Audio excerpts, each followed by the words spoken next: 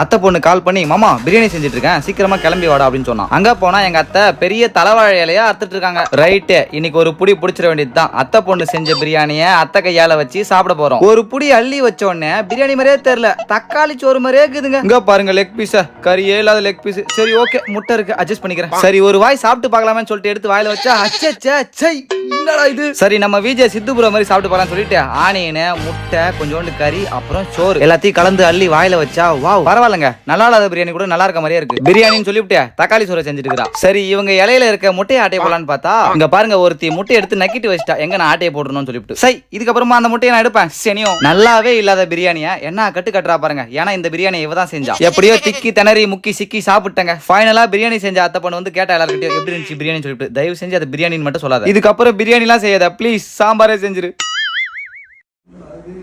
பிரியாணி வரே இல்லையே.